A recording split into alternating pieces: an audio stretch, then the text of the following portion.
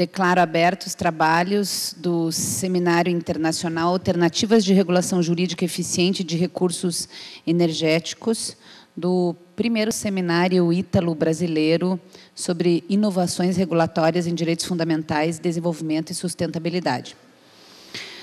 Para falar nos trabalhos dessa manhã, vamos ter a honra de ouvir a professora Larissa Ramina, professora do programa de mestrado da Unibrasil, doutora pela Universidade de São Paulo.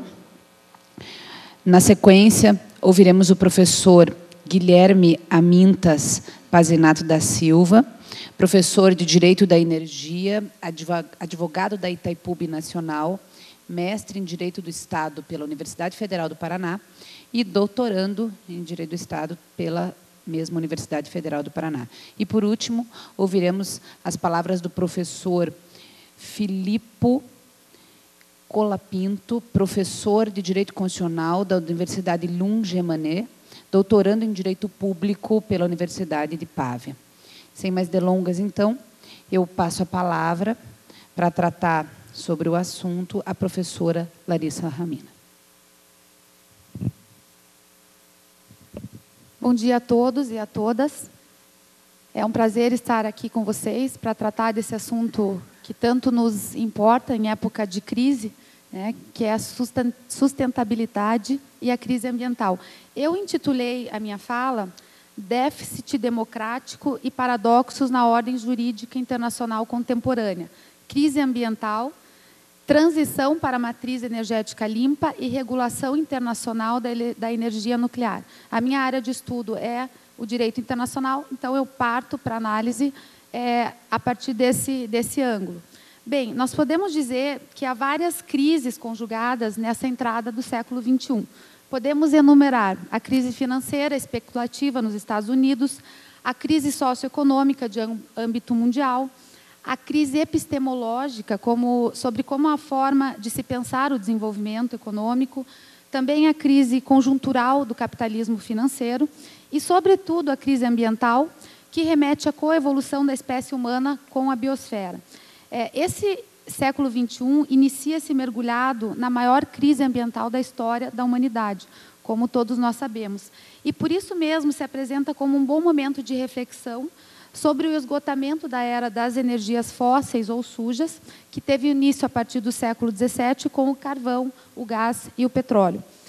O grande desafio da humanidade, no entanto, está justamente em encontrar uma fórmula para mitigar essas mudanças climáticas. As respostas estariam, sem dúvida, na transição para uma economia de matriz energética limpa, desde que subordinada a um duplo critério, qual seja, uma economia que seja ambientalmente sustentável e também economicamente viável. Obedecendo a esses critérios, dentre as fontes de energia que nós temos hoje, eu diria que a energia nuclear é a mais viável entre essas possibilidades. Bem, por outro lado, a sociedade tecnológica atual, com o uso exagerado dessas energias fósseis que provocam o aquecimento global, como nós sabemos, levou a globalização a extremos que não se justificam, né, dando origem a um padrão de trocas internacionais que nós sabemos que é absolutamente irracional, com base na criação constante de necessidades imprescindíveis para a manutenção da lógica da sociedade de consumo. Vou dar um exemplo para vocês. Por que nós temos que comer frutas durante o inverno que só crescem durante o verão? Aí nós compramos essas frutas do hemisfério norte, né? Para que isso? O próprio sistema capitalista que embasa o consumo globalizado está em crise, cabendo a nós, a humanidade em geral, organizar o mais urgentemente possível a transição para a era das energias limpas. Por isso, vários autores defendem a necessidade de uma mudança de paradigma da civilização industrial capitalista ocidental. Temos várias propostas, né, entre os autores que se debruçam sobre esse tema. Michel Lovy, por exemplo, cientista político, sociólogo, que esteve na Unibrasil, ele propõe um projeto revolucionário ecossocialista, que seria uma proposta tendente a articular as ideias principais do socialismo e as ideias do movimento ecológico, exaltando valores da solidariedade, democracia social, econômica, também entre outros valores. Bom, diante desse contexto de crise, nos cabe propor uma reflexão acerca das vantagens e dos riscos do uso pacífico da energia nuclear, analisando os paradoxos da regulação internacional dessa fonte de energia e também os seus reflexos na própria soberania dos Estados, além da insuperável questão do desequilíbrio na geometria do poder nuclear atual, como nós vamos analisar. Antes de tudo, é bom lembrar que o planeta Terra, ou melhor, que no planeta Terra encontram-se diversos tipos de fontes de energia, que podem ser fontes renováveis ou fontes esgotáveis, né? Essas fontes esgotáveis, elas estão na base da economia industrial moderna. A energia fóssil ou não renovável, como a gente sabe, é formada em milhões de anos a partir do acúmulo de materiais orgânicos no subsolo, certo?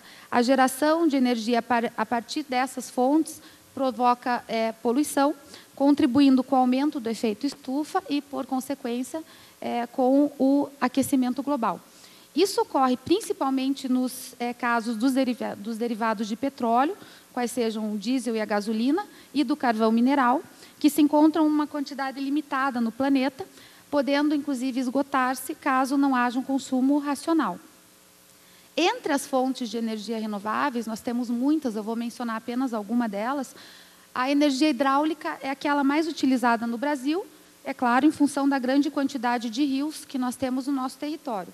A energia solar, por outro lado, é ainda muito pouco explorada em função do seu alto custo de implementação e também por ser uma energia intermitente, né? Nós não temos sol às 24 horas por dia, né? No melhor das hipóteses, nós temos 12 horas, e não em Curitiba, claro. A energia da biomassa é aquela que é gerada a partir da decomposição, num curto prazo de tempo, né, também de materiais orgânicos, como esterco, restos de alimentos, resíduos agrícolas, entre outros. E o gás metânico, o gás metano produzido é usado para gerar energia, mas também é uma fonte de energia que tem uma implementação ainda de difícil custo. A energia eólica, que é aquela gerada a partir do vento, por meio de grandes hélices que são instaladas em áreas abertas, também é uma fonte renovável, né? Os movimentos dessas hélices geram energia elétrica e o problema dessa fonte é o mesmo da fonte solar, né? É que nós não temos vento o tempo todo. Tá? Bom, a energia geotérmica, pouco utilizada também, é aquela que provém das camadas profundas da crosta terrestre, onde existe um alto nível de calor. Em algumas regiões, para se ter uma ideia, a temperatura pode superar os 5.000 graus centígrados, né? E as usinas podem utilizar esse calor para acionar turbinas elétricas e gerar energia. Também ainda em fase de estudos. Um outro tipo de energia que ainda é muito pouco conhecido é a energia gravitacional, que é aquela gerada a partir do movimento das águas oceânicas nas marés. Nesse caso, também o alto custo de implementação impede que seja uma energia bastante utilizada hoje em dia. Por fim, a energia nuclear, que é aquela oriunda do elemento químico urânio, né? Ou seja, quando o núcleo do urânio é desintegrado, uma enorme quantidade de energia é liberada, e as usinas nucleares aproveitam essa energia para gerar eletricidade. Embora a energia nuclear ela não produza poluentes, né? Um fator muito negativo é a quantidade de lixo nuclear que é produzido, além dos acidentes em usinas nucleares, que nós sabemos, embora raros, representam um perigo enorme para todo o ecossistema terrestre. Por isso, há que se analisar se esses riscos da energia nuclear compensam as vantagens do seu uso. Para se ter algum parâmetro, para gerar 1 kW de energia elétrica, uma usina a carvão gera 955 gramas de CO2, dióxido de carbono. Uma usina a óleo gasta 818 gramas. Uma usina a gás gera 446 gramas.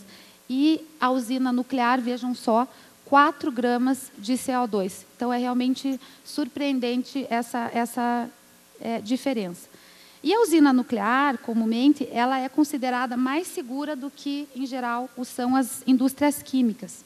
É claro que isso não significa que nós podemos ver a indústria nuclear como uma indústria imaculada que não esteja exposta a nenhum tipo de risco, né? Como se sabe, os acidentes nucleares são potencialmente muito mais perigosos para a humanidade e para todo o sistema planetário, né? Basta lembrar que 25 anos depois do acidente nuclear de Chernobyl, acho que todo mundo já ouviu falar dele, que aconteceu em 1986, vejam só, ainda milhões de pessoas continuam sofrendo os devastadores efeitos radiológicos, psicológicos, sociais, ecológicos e econômicos da maior catástrofe da história nuclear civil.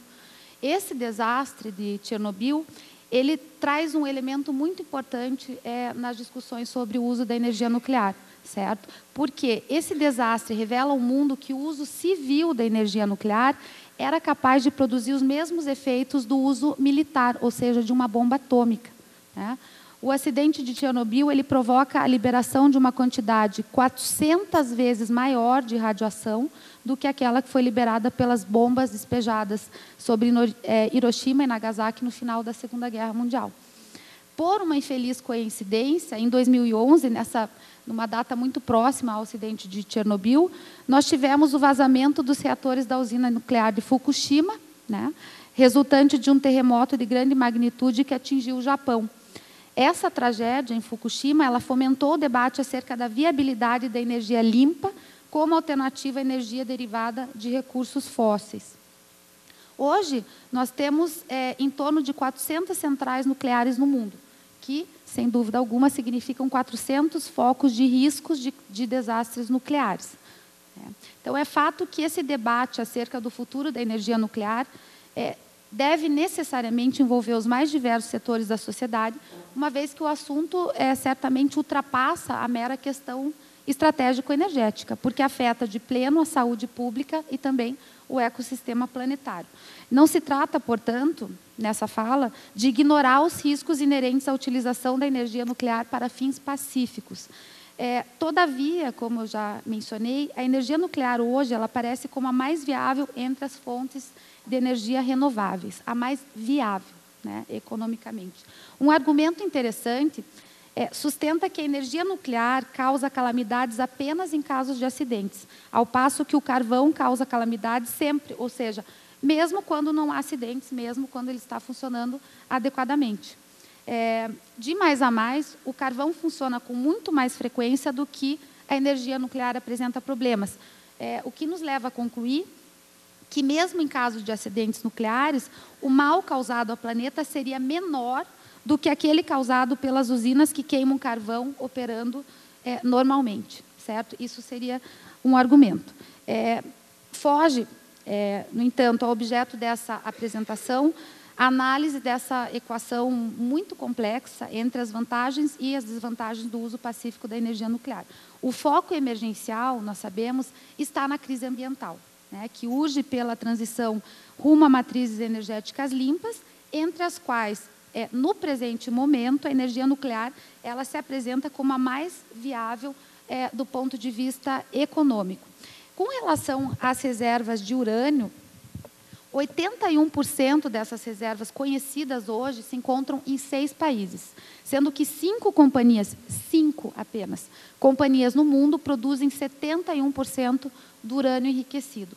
O Brasil, por sua vez, pode ser o país com a maior reserva, desse elemento químico no mundo, pois nós tivemos apenas 30% do nosso território prospectado, né? E dentro desses 30%, o Estado brasileiro já é dono da 7ª maior reserva de urânio do mundo, atrás de Austrália, Cazaquistão, Rússia, África do Sul, Canadá e Estados Unidos.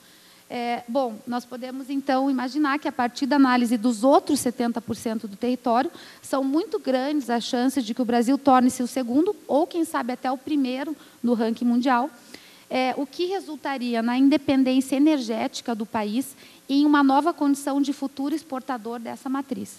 Por essa razão, é natural, muito natural, que o governo brasileiro defenda o desenvolvimento em escala industrial de todo o ciclo do combustível nuclear. Por outro lado, também é importante lembrar que o Brasil domina toda a técnica de produção do combustível nuclear. No entanto, nós ainda não somos capazes de obter em escala industrial o urânio enriquecido, né? Há previsão dos cientistas de que o domínio dessa tecnologia de enriquecimento de urânio será obtido até o ano de 2014 ou, no máximo, até 2015, né? O que resultaria em um impacto substancial para a balança comercial do Brasil, que, inclusive, poderá se tornar, no futuro, um dos maiores exportadores de urânio enriquecido do mundo, no grau permitido de 3% a 20%. E vamos registrar que o grau considerado para a produção de arma nuclear é o enriquecimento de 90% de urânio, portanto, muito superior, né? Então, não dá para a gente confundir a intenção de utilização pacífica da energia nuclear com aquelas ideias mirabolantes de que o Brasil pretende construir uma bomba atômica, né? Bom, com o enriquecimento do urânio, será possível gerar energia nuclear, que é energia limpa, e também explorar essa energia para outros países. Esse processo industrial do urânio é extremamente complexo, tá? E prova disso é que apenas 8 países do mundo, 8, dentre 193 países existentes hoje, detêm o conhecimento tecnológico do ciclo completo e também a capacidade industrial para produzir todas as etapas do ciclo de enriquecimento de urânio. Por isso, o Brasil combina, vejam só, a posse de reservas substanciais do elemento químico urânio e potencialmente muito maiores, né, quando nós prospectarmos todo o território nacional, com o conhecimento tecnológico e também a capacidade industrial. Dessa forma, a energia nuclear, além de ser uma fonte renovável de energia e de contribuir para a redução da emissão de gases de efeito estufa, também ela é economicamente muito interessante, né? O controle da crise ambiental, todavia, ela depende de um esforço conjunto em nível internacional, né? Um país sozinho não vai conseguir frear o aquecimento global. Por isso, todos os países grandes produtores de energia deverão mudar a sua matriz energética atual, né, cuja base hoje se encontra nos combustíveis fósseis. Relativamente à responsabilidade pelo aquecimento planetário, pelo aquecimento global, não há dúvidas de que os responsáveis históricos são os países desenvolvidos, ou seja, aqueles que, de fato, se aproveitaram da energia fóssil barata para se industrializar. No entanto, apesar de sabermos disso, de termos a certeza desse fato, é muito complicado compartilhar os custos, porque os mesmos países desenvolvidos, por terem maiores recursos, nós sabemos, deveriam arcar com uma parte maior nesse processo. Trata-se de uma forma, entretanto, difícil de ser traduzida em termos concretos, embora fosse a solução mais justa, né? Fazer com que aqueles que mais poluíram pagassem a maior parte da conta, né? Esse é um fato. Por outro lado, necessita-se com urgência de uma reestruturação do sistema das Nações Unidas. Nós sabemos a criação da Organização das Nações Unidas foi uma extraordinária vitória da humanidade, pois sem a ONU, provavelmente, nós até já teríamos tido um terceiro conflito armado com proporções mundiais e consequências dificilmente imagináveis, né? Mas basta nós lembrarmos lá de Hiroshima, Nagasaki, vamos imaginar uma guerra nuclear. Bom, o maior desafio para a transição das matrizes energéticas sujas em direção à energia nuclear está na regulação internacional dessa fonte de energia, que se encontra fundamentada em normas e estruturas internacionais arcaicas. Como vocês todos sabem, a ONU ela data de 1945, ela é produto da geometria de poder do pós-Segunda Guerra Mundial, portanto, de mais de 60 anos, né? E, logo, ela necessita de uma reformulação. O tratado, que é a base da regulamentação internacional da energia nuclear, é o chamado Tratado sobre a Não Proliferação de Armas Nucleares, conhecido como TNP. Esse tratado ele foi assinado em 68, então vejam, no auge da Guerra Fria, entrou em vigor a partir de 1970 e hoje ele constitui o principal instrumento internacional para evitar a disseminação de armas nucleares e para viabilizar o uso da energia nuclear para fins pacíficos. esse tratado, ele, na verdade, traduziu em termos jurídicos o desequilíbrio da geometria nuclear daquela época histórica, né, daquele período da Guerra Fria. Ele é fruto, portanto, de uma geometria desequilibrada de poder que foi institucionalizada na ONU e teve como objetivo declarado impedir uma guerra nuclear, por meio da proibição de transferência de armas nucleares para os chamados países não nucleares. Esses países não nucleares, portanto, se comprometeram, através desse tratado, TNP, a não desenvolver nem adquirir armas nucleares, podendo, todavia, desenvolver pesquisas nucleares, desde que com fins pacíficos. Logo, essas armas nucleares que existem hoje, oficialmente, elas são de propriedade legítima tão somente dos 5 membros permanentes do Conselho de Segurança da ONU, que são Estados Unidos, Inglaterra, Rússia, China e França, que, por sua vez, né, como contraponto, comprometeram-se com o desarmamento progressivo, que, inclusive, é a premissa central do tratado, do TNP, que, até o presente momento, vem sendo constantemente desrespeitada, né, por essas potências que não estão se desarmando, como nós todos sabemos. Bom, não obstante, com o intuito de promover uma revisão mascarada do TNP, né, vejam, o TNP ele proíbe o uso militar da energia nuclear, né, a toda a comunidade internacional, com exceção dos 5 membros permanentes do Conselho de Segurança. Ou seja, o Brasil, quando fomenta suas pesquisas nucleares, não está desrespeitando o TNP. Mas as potências nuclearmente armadas, né, portanto, os 5 membros permanentes do Conselho de Segurança, apresentaram uma proposta, um protocolo adicional ao TNP, certo? Que se trata de uma revisão mascarada, a meu ver, e que busca atingir o pilar mais importante do tratado para o Brasil, qual seja justamente o direito de desenvolver a tecnologia para o uso pacífico da energia nuclear.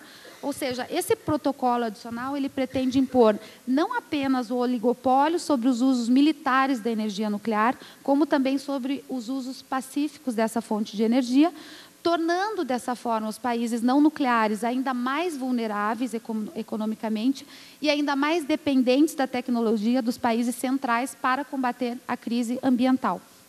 O Brasil, ao contrário da maioria dos estados que se comprometeram com esse protocolo adicional, o Brasil não ratificou, né, o Brasil ratificou o TNP durante a época do Fernando Henrique Cardoso, mas não ratificou o protocolo adicional. Por quê? Porque o Brasil domina a tecnologia de todo o ciclo de enriquecimento do urânio, além de ser detentor de importantes reservas desse elemento químico. Essa situação privilegiada, vejam só, verifica-se apenas em 3 países, tá? Que são Brasil, Estados Unidos e Rússia, só.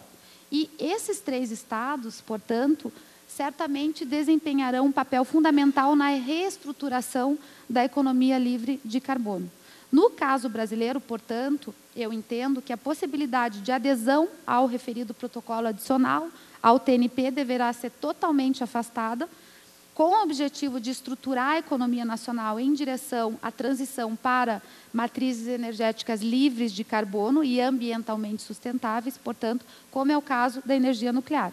Por outro lado, e já finalizando, nós todos sabemos que é prioridade da política externa brasileira, desde a época do presidente Lula e agora continua com a presidente Dilma, a reforma na composição do atual Conselho de Segurança da ONU, né, reivindicando sua ampliação, até defendendo uma vaga para o Brasil, entre os membros permanentes do Conselho, para representar com maior fidedignidade os interesses multilaterais da comunidade internacional.